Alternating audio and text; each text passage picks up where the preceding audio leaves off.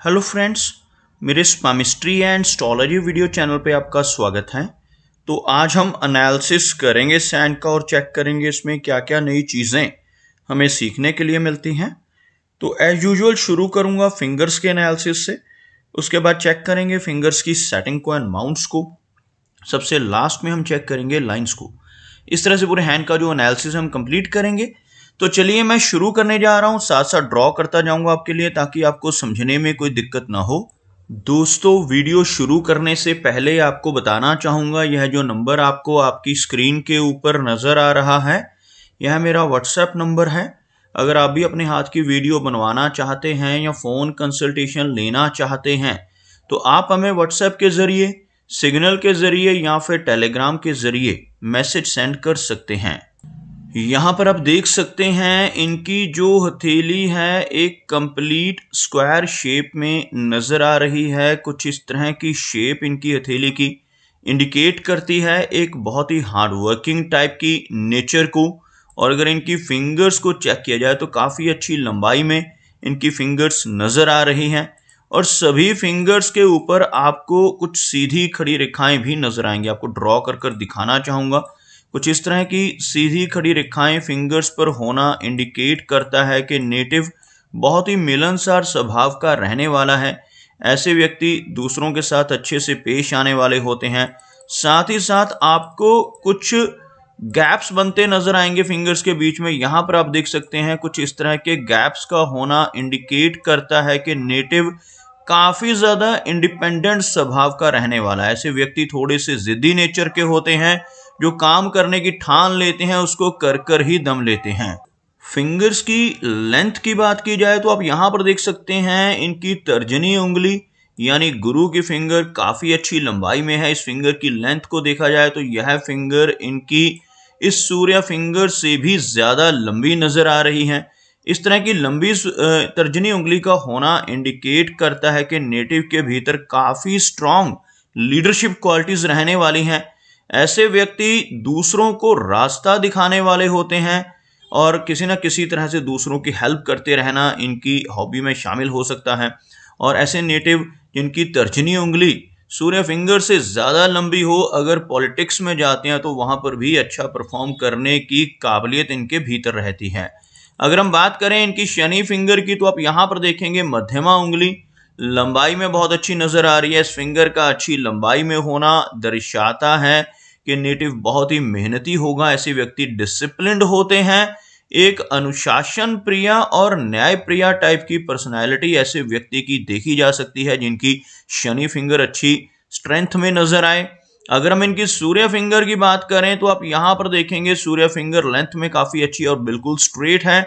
ऐसे व्यक्ति एक बहुत अच्छा सोशल सर्कल बना पाने में कामयाब रहते हैं जिनकी सूर्य फिंगर बिल्कुल सीधी हो, अच्छी लंबाई में हो। और साथ ही साथ ऐसे नेटिव थोड़े से रिस्क टेकर हो सकते हैं। जीवन में रिस्क लेने की टेंडेंसी इनके भीतर ज्यादा देखी जा सकती है। ऐसे व्यक्ति कई बार अपनी धन की इन्वेस्टमेंट्स के मामले में भी रिस्क ले बैठते हैं। अपने धन को ऐसी जगहों पर इन्वेस्ट कर सकते हैं जहां पर लॉस की संभावनाएं भी हों, जैसे शेयर मार्केट है, क्रिप्टो करेंसीज हैं, म्यूचुअल फंड्स हैं। ऐसी चीजों में भी इनकी रुचि देखी जा सकती है।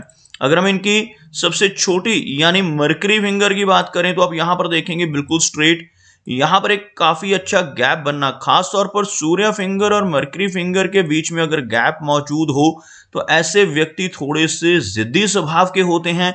एक रिबिलियन टाइप की नेचर होती है और अपनी मनमर्जी के मालिक होते हैं। और इस फिंगर का अच्छी लंबाई में होना नेटिव को अच्छे फल देता है। यह फिंगर जब अच्छी लेंथ में हो, सूर्य फिंगर का यह जो एरिया है टॉप फैलेंज का, यहां तक पहुंच जाए तो ऐसे व्यक्ति के कम्युनिकेशन स्किल्स काफी बेहतर देखे जा सकते हैं।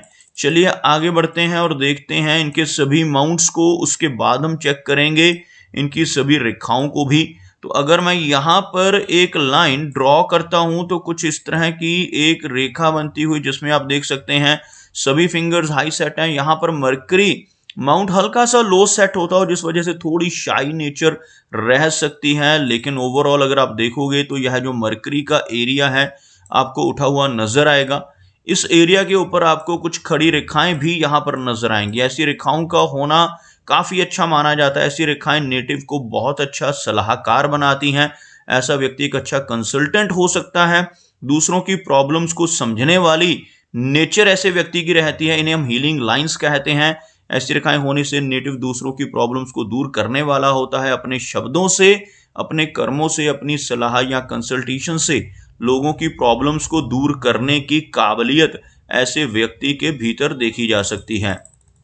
आप देख सकते हैं यहाँ पर इनका सूर्य का जो माउंट है बिल्कुल फ्लैट नजर आ रहा है। सूर्य माउंट अगर फ्लैट हो और लंबी सूर्य रेखा का अभाव हो तो नेटिव को यश मिलने में कमी महसूस होती है। ऐसा व्यक्ति दूसरों की कितनी भी मदद कर ले, दूसरों की कितनी भी हेल्प कर ले, बदले में कोई एप्रिसिएशन या कोई रिवार्ड नहीं मिल पाता।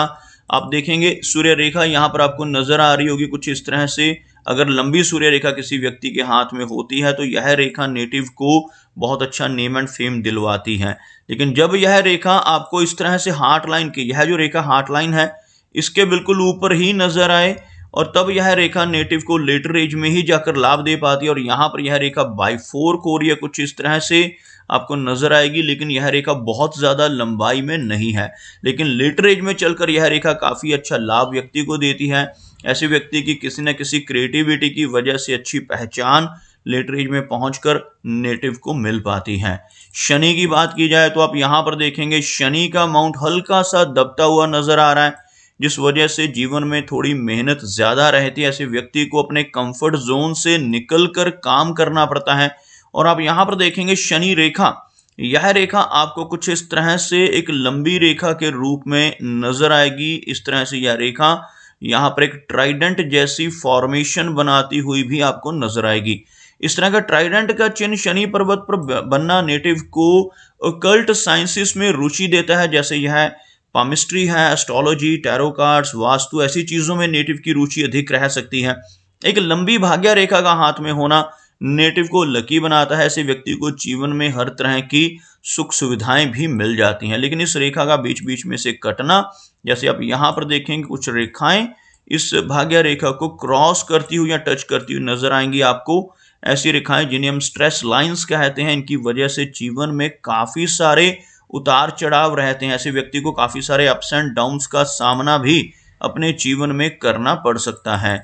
अगर हम बात करें इनके गुरु पर्वत की तो यह जो एरिया है बृहस्पति यानी गुरु का एरिया कहलाता है। बृहस्पति माउंट जिन लोगों का उभरा हुआ होता है, ऐसे व्यक्ति बहुत ही ज्ञानवान होते हैं, बहुत अच्छी नॉलेज रहती है। अध्यात्म के क्षेत्र में भी ऐसे व्यक्ति की रुचि काफी अधिक देखी जा सकती है।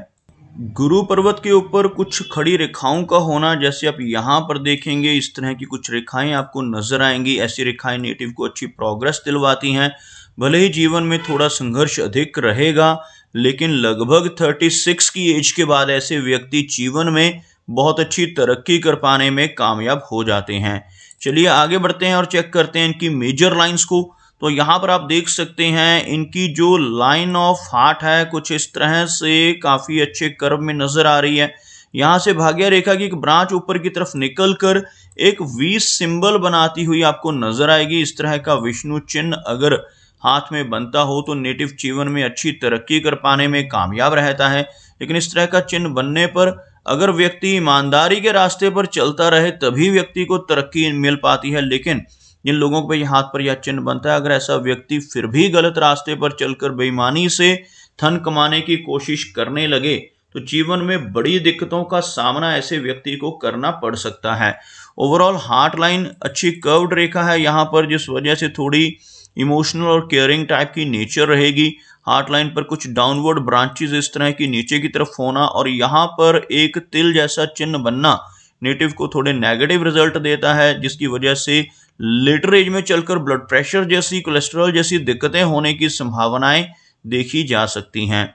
अगर हम बात करें इनकी मस्तिष्क रेखा की तो आप यहाँ पर देखेंगे जीवन रेखा के साथ जुड़कर चलती हुई यह रेखा कुछ इस तरह से थोड़ा सा नीचे की तरफ झुकाव लेती हुई और इस रेखा को कुछ स्ट्रेस लाइंस क्रॉस करती हुई और टच करती हुई नजर आएंगी।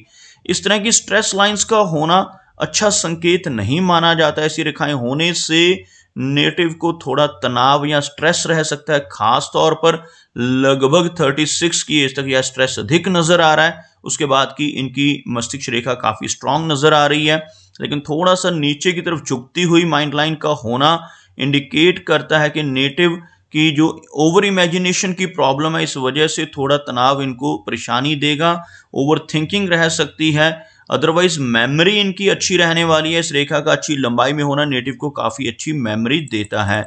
अगर हम बात करें इनकी लाइन ऑफ लाइफ की, तो आप यहाँ पर देखेंगे लाइफ लाइन काफ़ी अच्छी लंबाई में है, जिसकी वजह से नेटिव की एज लंबी रहती है। यहाँ से शुरू होने वाली यह रेखा आप देखेंगे लगभग यहाँ तक, और इस तरह की लंबी रेखा का होना लगभग 75 से लेकर 80 के बीच की एज को दर्शाता है।